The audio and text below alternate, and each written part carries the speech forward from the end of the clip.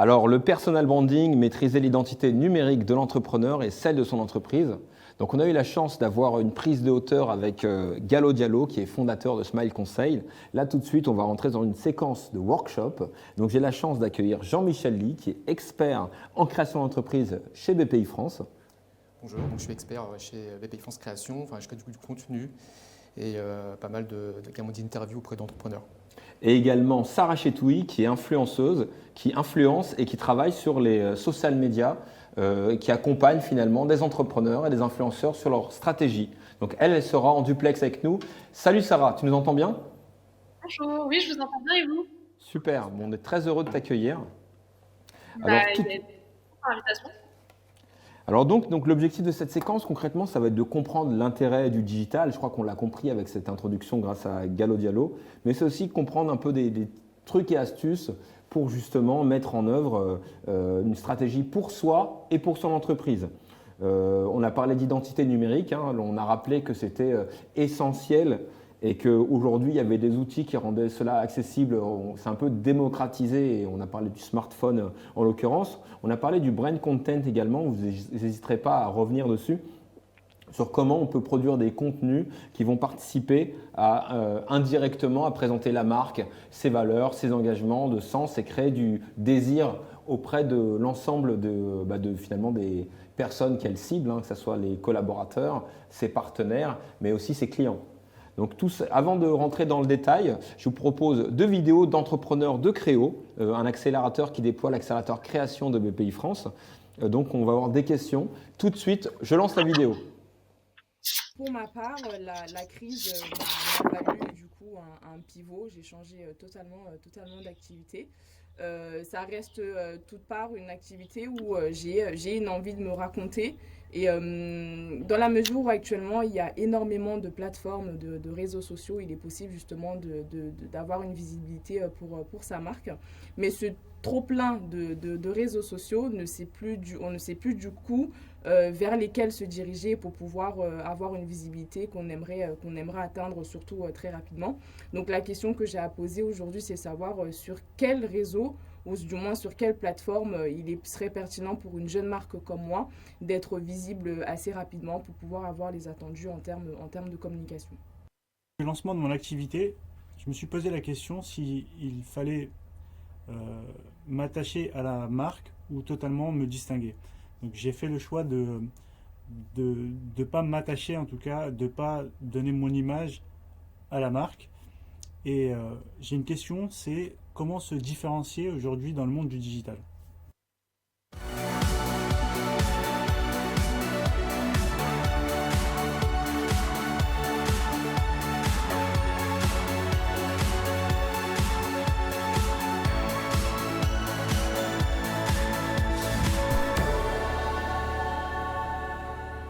Alors, toujours très heureux de vous retrouver. Aujourd'hui, on est donc avec Sarah Chetoui et Jean-Michel Ly. On va parler de choses cruciales, des questions qui ont été posées par nos entrepreneurs. Concrètement, ils ont besoin de savoir quels outils utiliser, comment les utiliser et avec quelle plus-value pour eux. Je vais commencer tout de suite avec Sarah Chetoui, donc experte de ces questions-là, du digital, influenceuse. Elle connaît bien les réseaux sociaux et le social media. Et donc, du coup, Sarah, on a une première question qui se posait, à savoir quels sont les outils les plus pertinents.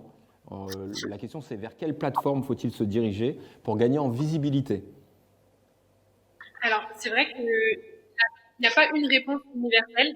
Ça va vraiment dépendre de la cible qu'on a, de ce qu'on veut faire, du caractère également de chacun.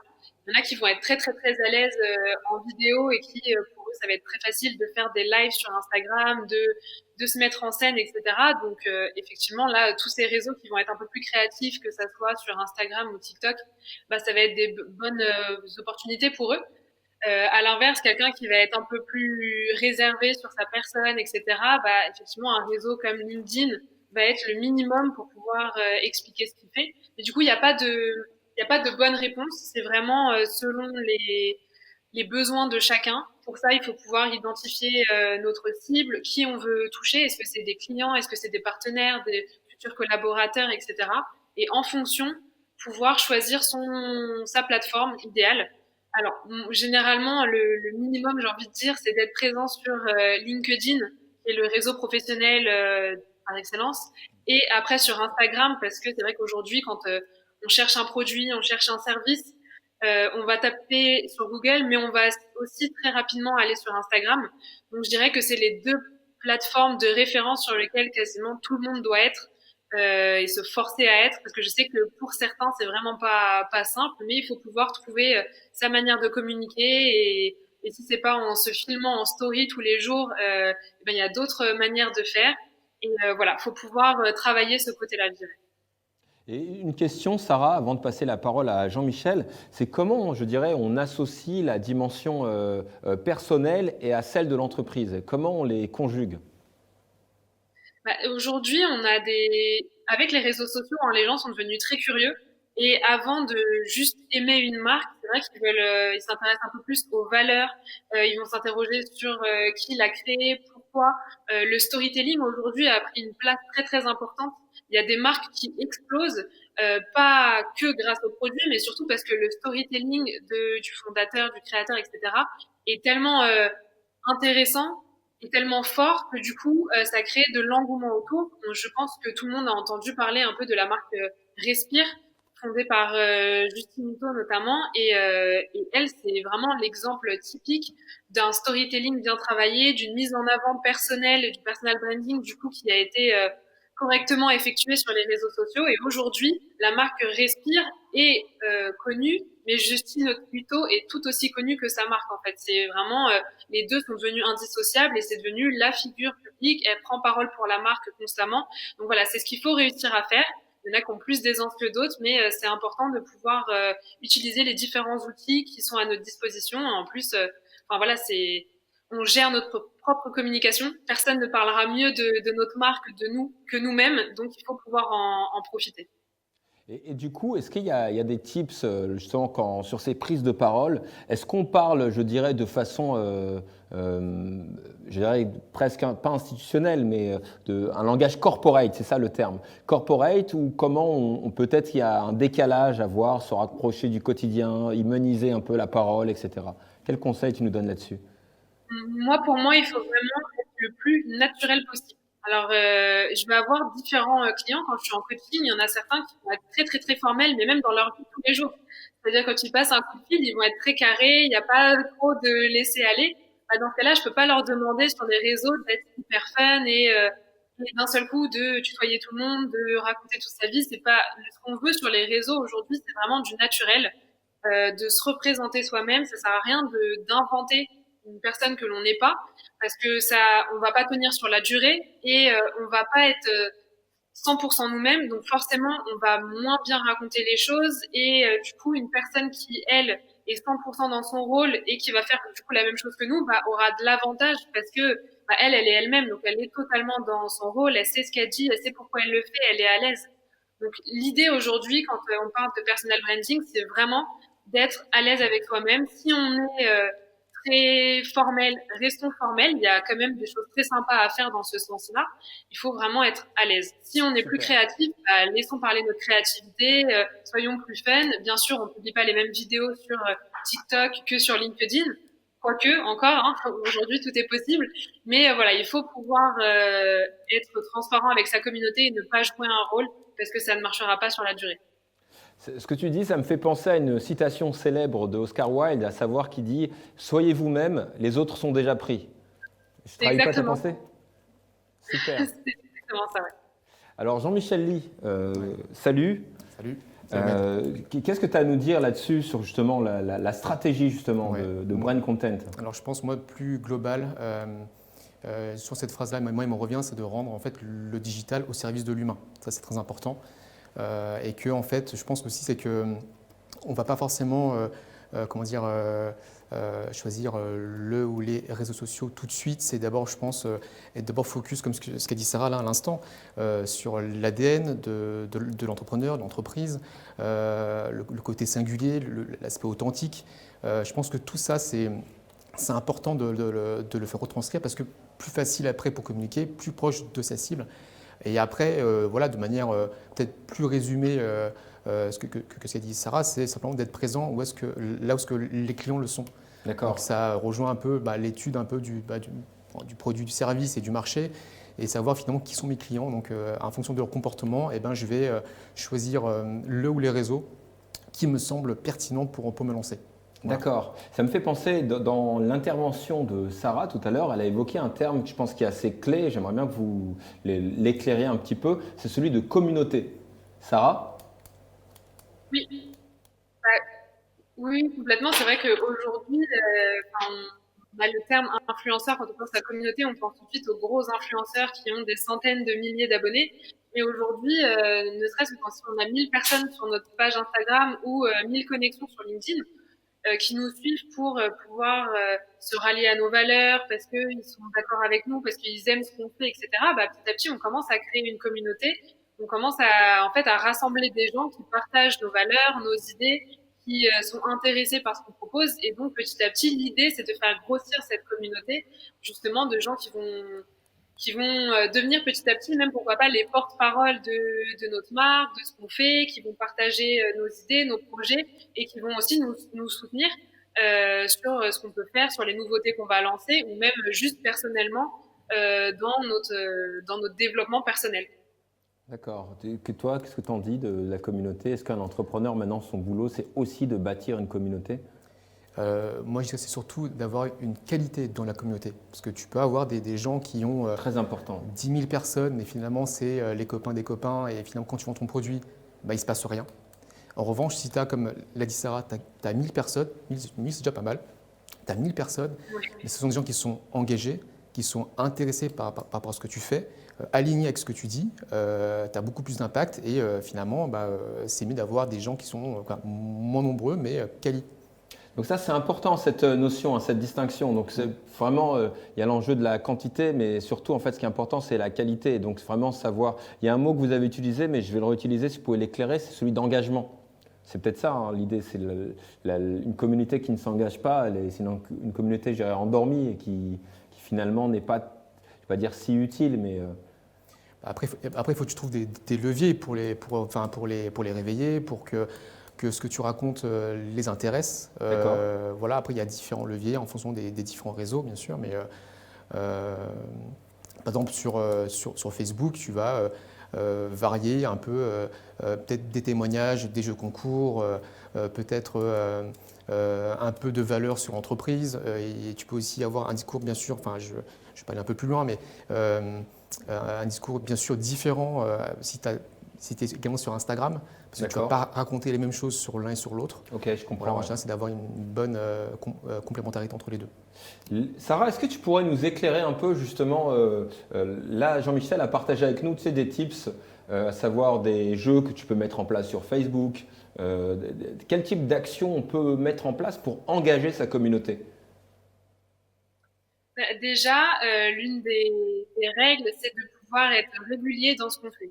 Si une semaine, on fait 3 posts et qu'après on disparaît pendant un mois, c'est pas intéressant. Dans ce cas-là, il faut mieux répartir les 3 posts pour pouvoir tenir sur la durée et justement faire en sorte que notre communauté, nos abonnés puissent interagir assez régulièrement avec nous pour entretenir un lien. Donc déjà, la régularité, c'est la règle numéro 1.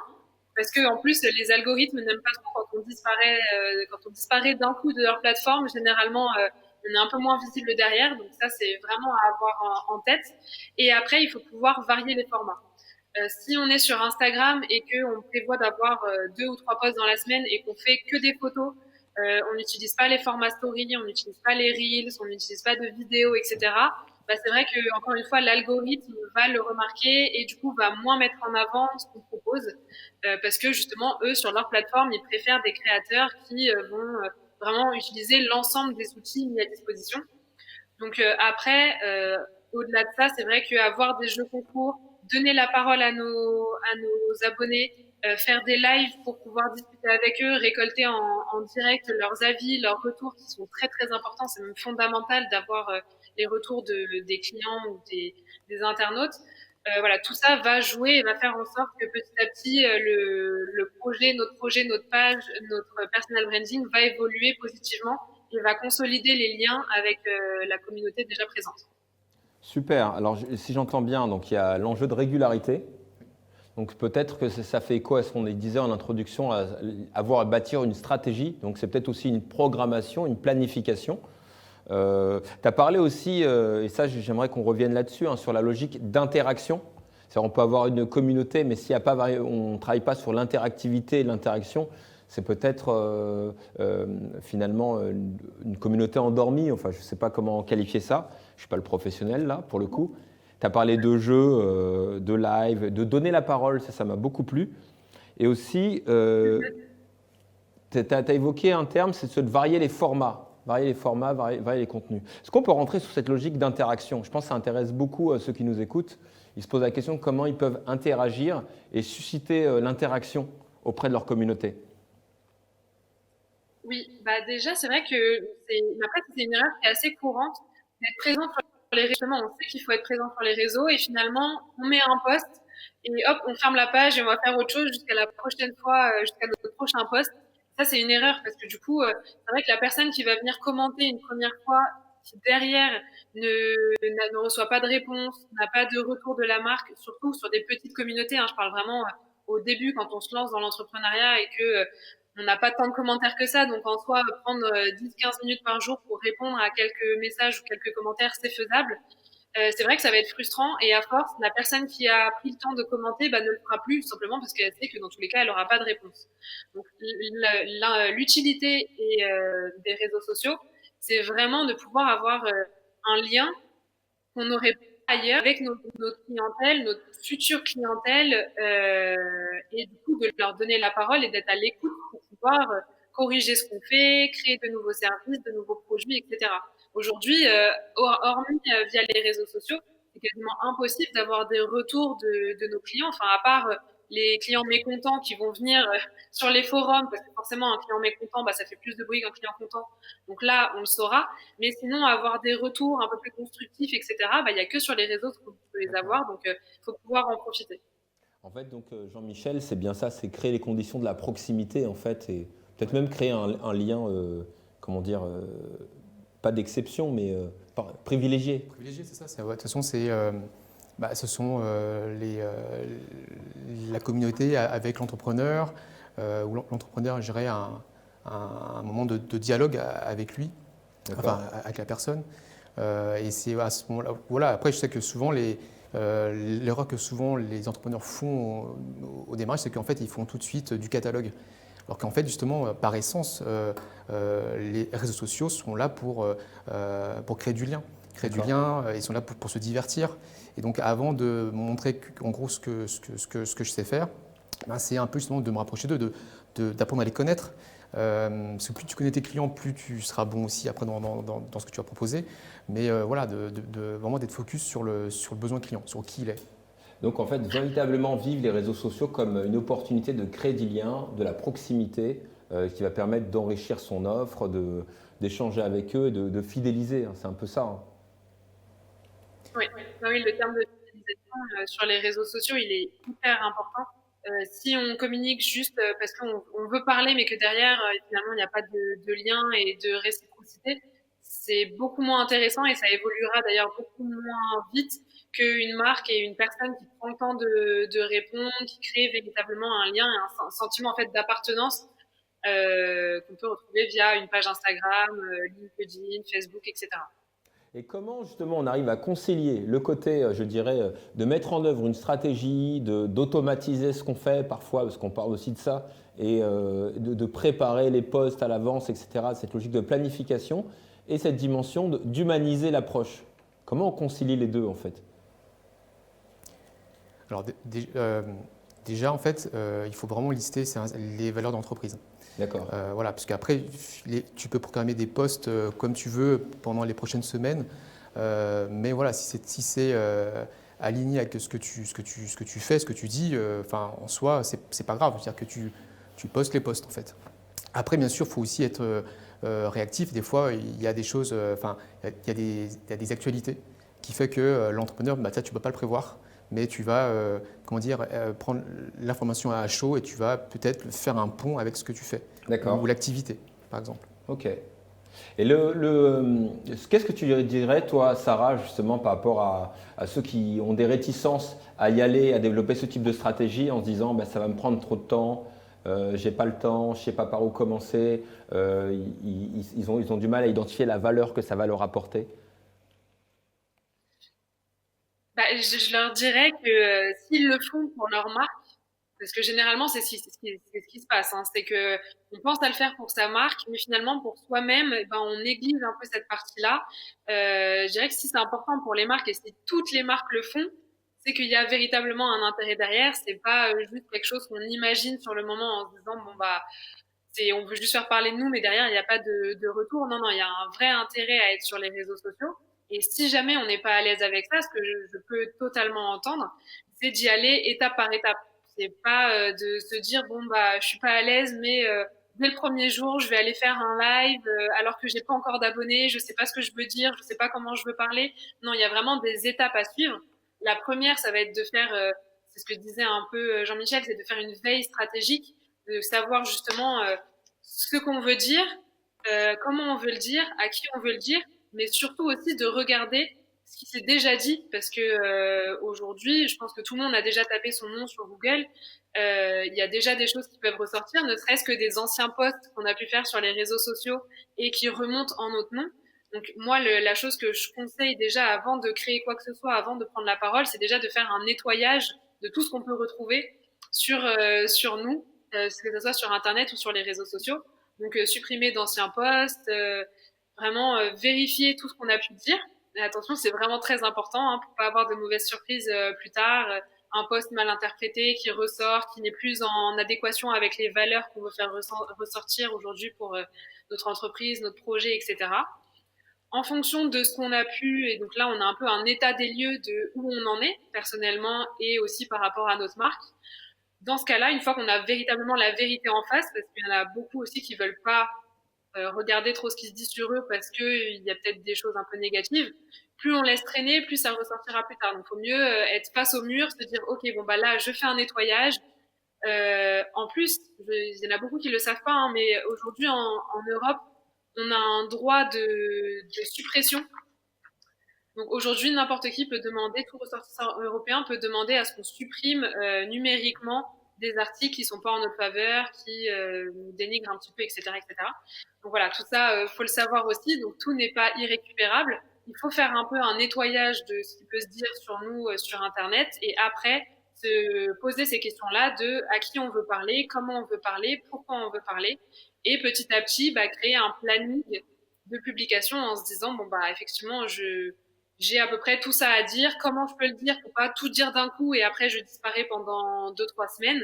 Vraiment essayer d'étaler au maximum et de monter crescendo sur les prises de parole. Plus on va le faire, plus on va être à l'aise et plus on va prendre confiance. Plus notre projet va se développer aussi, donc on va avoir des choses un peu plus voilà plus régulières à dire. Et voilà, c'est vraiment un enchaînement qui va se faire progressivement et assez naturellement finalement. Merci beaucoup, Sarah. Je me pose une question, Jean-Michel, par rapport à le témoignage de Sarah. Est-ce que, un moment et à mesure que l'entreprise se développe, c'est toujours à l'entrepreneur de faire ça, ou est-ce qu'il doit le professionnaliser, voire recruter pour le faire, ou externaliser en s'appuyant sur des experts comme Sarah d'ailleurs pour déléguer en fait ces tâches? Ouais, c'est vrai que l'entrepreneur, quand il débute, quand il démarre, bah, il fait tout en fait. Hein. Il communique, il vend, il produit. Voilà, et donc c'est vrai que et souvent cette partie-là, alors soit l'entrepreneur le fait à fond et du coup en fait, bah, il a moins de temps sur la vente, sur son expertise, enfin sur ce qu'il fait. Mais c'est vrai que c'est ce qu'on j'entends souvent en fait, c'est chronophage, ça prend du temps et que c'est un boulot à part entière.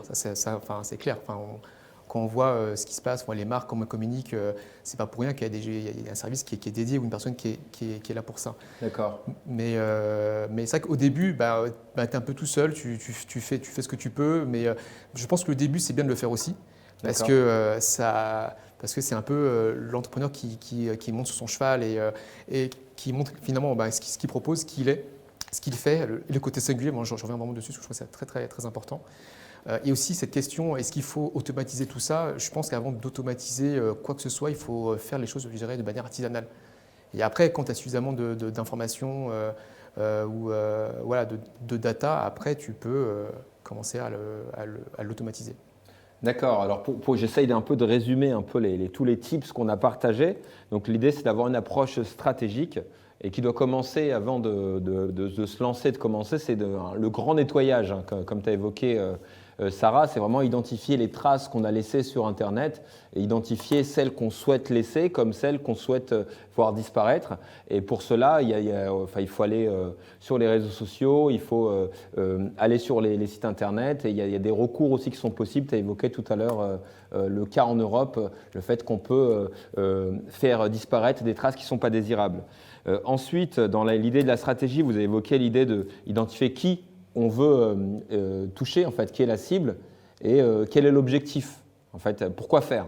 C'est un peu ça que vous avez évoqué. Et l'idée aussi, c'est d'assumer une identité, c'est assumer sa propre singularité. Donc, finalement, c'est qui on est et c'est ça qu'on va raconter. Vous avez utilisé en introduction le terme de storytelling que j'ai noté. Et Jean-Michel, tu dis, avant de rentrer dans une logique, je dirais, d'industrialisation et d'automatisation, il faut le faire de façon artisanale, peut-être pour comprendre un peu les rouages, etc. Et petit à petit, monter en puissance. Tu es assez d'accord avec ça, Sarah? C'est fidèle à vos conseils? Oui, je suis assez d'accord. C'est surtout pour les entrepreneurs qui se lancent vraiment, qui sont au tout début. Un entrepreneur qui en est à son 10e projet et qui connaît déjà bien, qui est un peu, on va dire, je pense notamment à des directeurs qui lancent leur agence de pub, par exemple. Bon, bah, eux, ils l'ont déjà fait peut-être auparavant. J'ai le cas, c'est pour ça que j'y pense. Forcément, lui, il sait déjà comment ça fonctionne. C'est un peu son métier, mais il sait que personnellement, il n'a pas le temps. Donc, il fait appel à moi pour voilà, l'aider dans le développement de son image, de ses projets, etc. Voilà, là, c'est cohérent. Mais c'est vrai qu'au début, quand on débute, qu'on lance ses premiers projets, c'est important de vraiment avoir, se poser soi-même, ne pas déléguer ça à quelqu'un pour vraiment être en adéquation avec nos valeurs, nos idées, ce qu'on veut véritablement faire. Et c'est important que l'entrepreneur prenne le temps pour que la suite, en fait, tout simplement, se déroule encore mieux et évolue plus linéairement. J'aimerais bien qu'on fasse preuve d'un peu de pédagogie. Peut-être que moi, ça m'intéresse beaucoup, mais peut-être que c'est partagé par ceux qui nous écoutent, à savoir quelle plateforme est adaptée pourquoi. Pourquoi et pour quel type de contenu. Si vous pouvez nous aider à nous éclairer là-dessus. Je ne sais pas, Jean-Michel ou Sarah. De toute façon, là, Sarah tout à l'heure a parlé de LinkedIn qui était beaucoup plus propice pour une cible B2B.